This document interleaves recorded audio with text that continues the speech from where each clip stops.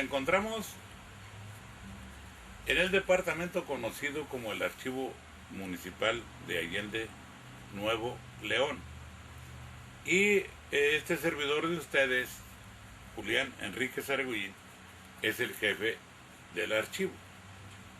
Y para tal efecto, nos encontramos con el propósito de dar a conocer a ustedes una versión que consideramos que es la más original en relación al por qué se les dice a algunos choferes los tejones. Y lo que nosotros hemos aprendido, investigado, discutido y convivido al respecto es que no a todos los choferes se les conoce como tejones, sino que el nombre surgió de que a veces tardaba uno para ir a los diferentes puntos de la República a llevar las cargas particularmente, y da la casualidad que nadie iba solo porque se tardaban muchos días en la vuelta. Entonces se acostumbraba que fueran 2 o 3 sobre la misma ruta, y los personas, los lugares diferentes a donde llegaban. Entonces empezaron a observar que llegaba uno de Allende y al rato venía otro y otro. No eran muchos, eran muy pocos. Y de ahí fue surgiendo algo que se parecían a los tejones. Pero los tejones son más conocidos fuera de Allende, Nuevo León. Entonces es nada más eso lo que se hizo, pero no es a todos los transportistas de Allende, sino que en diferentes lugares a los que se conocen los tejones así les pusieron. De ahí se deriva esta versión de que hasta hay un club por ahí que se llama Los Tejones. Unos de béisbol, otros de fútbol, etcétera. Pero ya eso ya se convirtió en una leyenda. Posteriormente, viene una etapa en la que se empieza a organizar, no regularizar el autotransporte en Allende, Nuevo León. Y hay una variante en lo que estamos hablando porque surgió que los productores de naranja, los agricultores de naranja, empezaron a comprar camiones, pero para ir a vender la naranja. Es otra versión. A estos que iban a vender la naranja no les llamaron tejones. A los que iban con el transporte de carga por primera vez, a eso se les puso el nombre de tejones. Con el tiempo, unos siguieron vendiendo naranja y otros empezaron a crecer en el autotransporte de carga. Y llega el año de 1973. Durante el año de 1973 hay una franquicia que concede la Unión Nacional de Propietarios de Camiones de Carga, la Confederación Nacional del Autotransporte de Carga, pero promovido por el presidente de la República, don Luis Echeverría, con el propósito de regularizar el autotransporte de carácter liberal, que no pagaban absolutamente ningún impuesto a nivel federal. Y todos esos andaban amparados. ¿Por qué? Porque la ley dice que no se puede privar de su libertad a alguna persona que se dedica a un trabajo honesto en su manera de vivir. Y así le hacían ellos. Todos traían amparo.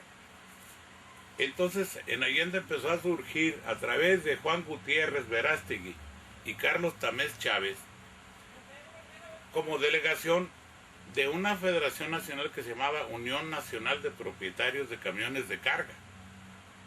Pero era fuera de la ley. La administraba un señor que se llamaba Ruiz Moscoso en el Distrito Federal.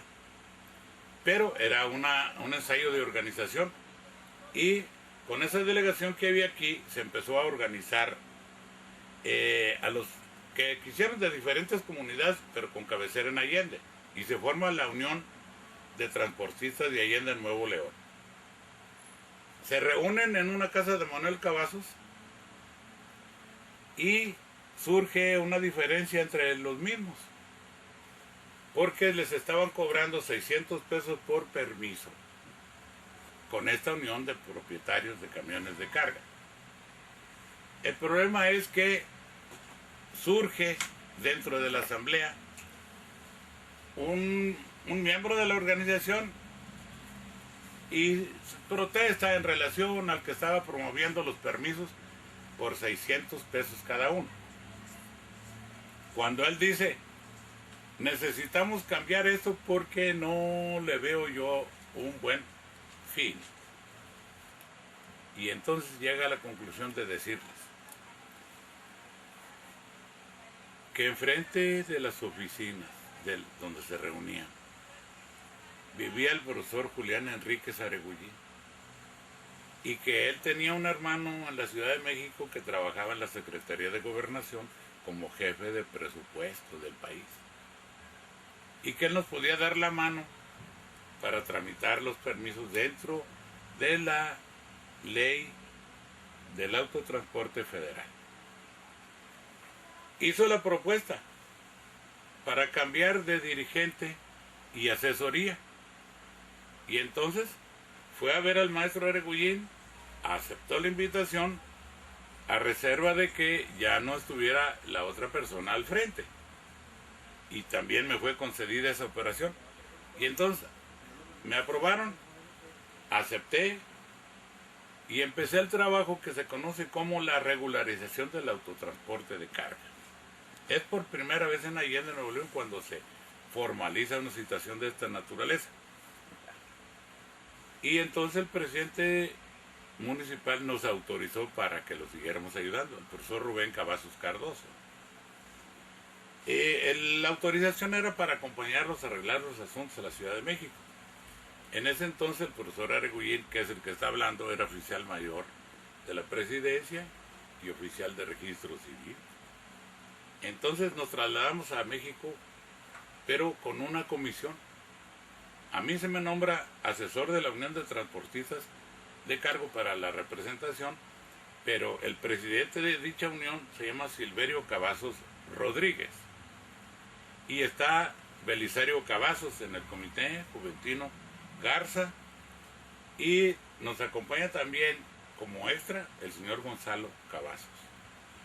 Dentro de este equipo de trabajo nos trasladamos a la Ciudad de México, hablamos con el hermano mío, perdón por el parentesco, tratamos con él el asunto y nos puso un licenciado para que nos asesorara en la Ciudad de México ante la Secretaría de Comunicaciones y Transportes.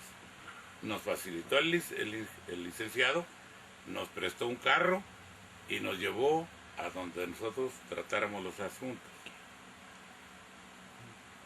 Después fuimos a la Presidencia de la República, donde se encontraba un paisano y amigo nuestro y vecino, el subsecretario de Hacienda y Crédito Público, Enrique Cárdenas González, que también nos dio la mano para el proyecto que traíamos. Fuimos a dar a la Secretaría de Comunicaciones y Transportes, concertamos una entrevista con el director del Autotransporte Federal, el licenciado Fernando Peláez Cervantes, y nos recibió. Como corresponde, yo hice la presentación de la mesa directiva, de los que íbamos en la comisión. Y cuando yo le mencioné que Silverio Cavazos, Belisario Cavazos, no llegué al tercer Cavazos, porque me interrumpe el licenciado Peláez Cervantes para decir, en una exclamación, ah, ustedes son los Cavacitos, los de los amparos. Tengo 18 años de andarlos persiguiendo. A partir de ese momento entra algo de alegría o de jocosidad en la entrevista. Le planteamos el asunto que queríamos estar dentro de la ley, aprovechando la franquicia que concedía la Cámara Nacional del Autotransporte de Carga, y nos aceptaron, nos recibieron oficialmente y empezamos a tramitar todos los permisos.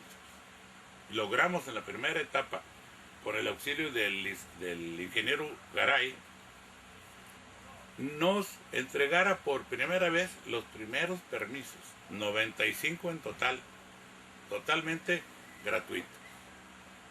A partir de esa fecha nos autorizaron para que trazáramos las rutas. Y ahí fue donde compramos un mapa de la República grande, particularmente el compañero Juventino Garza, y entonces ahí trazamos, no en un escritorio, sino sobre una mesa, hicimos los trazos con la indicación que nos habían dado.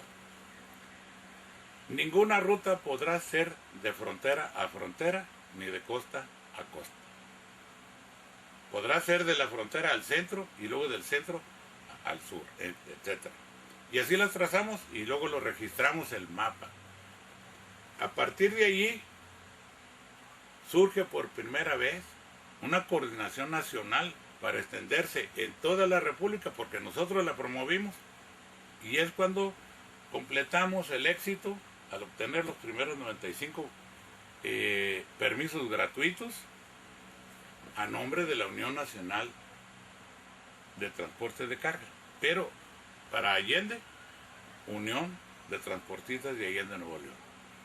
Se consiguió en 1973 y logramos, invitamos y hicimos que viniera el licenciado Peláez Herranz al auditorio municipal, pero ya fuera de Allende se abrió para Monterrey, para otros lugares de la República, y eso es a grandes rasgos lo que debemos decir de cómo comienzan algo que no era para todos, pero que les decían los tejones a algunos transportistas, y ya después pudimos regularizar 1.500 unidades del autotransporte de carga en 1973.